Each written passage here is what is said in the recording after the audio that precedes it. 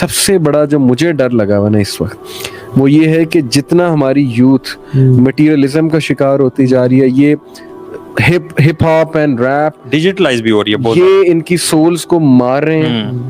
नमाजों से हम दूर हैं, मौलवियों का हम मजाक उड़ाते हैं, दीन का हम तमस्खर उड़ाते हैं। फिर ये जिस तरह फेसबुक पे और ये यूट्यूब पे फिर पॉर्न का पूरा वर्ल्ड है, फिर ये एमिनेम और ये पूरी इल्यूमिनाटी का एक कल्ट है। जितना ये इनको सुन रहे हैं और फिर मशीन्स में जितना ब्लेंड होते जा रहे हैं ना, एडिक्शन होती जा रही है। लिटरली हमारी आने वाली जनरेशन में डर है ज़ॉम्बी होगी और मशीन्स बन जाएंगे, और जब वो मशीन्स बन जाएंगे ना उनमें इंसानियत होगी। इस्लाम तो दूर की बात, इंसानियत भी नहीं होगी। और this is the main agenda कि इनकी सोल को हमने खत्म करना है और इनको हमने दरिंदगी, वो जो ह्यूमन बीइंग की वो नफ्से अमारा है ना, उसको हमने पीक पर लेकर आना, ताकि ना तो ये कुछ सोच सकें, ना ही ये कोई नॉलेज हासिल करें, इग्नोरेंट रहें, प्रोपेगेंडास पर बिलीव करें। हमें वो कॉन्स्पिरेसी थ्योरिस्ट कहते हैं। सबसे बड़े तो कॉन्स्पिरेसी थ्योरिस्ट पे बिलीव करने वाले खुद हैं। सबसे बड़े तो वो इनऑथेंटिक नॉलेज पे बिलीव करने वाले खुद हैं। फॉक्स न्यूज उनके लिए बाइबल है और CNN जो बता देता है उस पे अंधाधुंध बिलीव कर लेते हैं। तो सबसे बड़ा जो इस वक्त वेपन है ना, मूवीज के थ्रू, टीवी सीरीज के थ्रू, वो ये है कि खुदा के कॉन्सेप्ट को खत्म करो इनके माइंड से। इनके बच्चे के माइंड्स में सिर्फ मार्वल हीरोज होने चाहिए।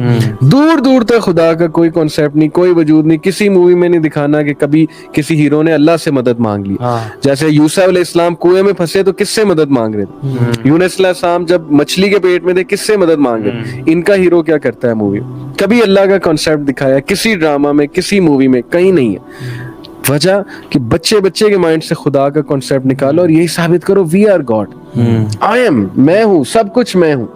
तो ये मेरे नजदीक शेख सबसे बड़ा इनका हथियार है। They are pretty successful। आप ये देखें ना, हर घर में ये चीज है। म्यूजिक हो गया, ये मूवीज हो गई और पोर्नोग्राफी हो गई, ये तो वो एग्जैक्ट प्रॉब्लम्स है जिनसे हम फाइट कर रहे हैं। अल्लाह के नबी ने मौसीकी को हराम, मौसीकी के आलात हराम करार दिए। इसमें कितनी बड़ी हिकमत है। आई विश के हम ये केमिकल्स के थ्रू समझाएं और इसके थ्रू, कॉन्सेप्ट के थ्रू, कि कितना गुमराह थ्रू आउट हिस्ट्री म्यूजिक के थ्रू हुए हैं लोग। Literally it acts like a drug. और लोग हेड बैंगिंग करते हैं, लोग पागल हो जाते हैं हिप हॉप सुन के, लोग रैप सुन के पागल हो जाते हैं और they can do anything for them.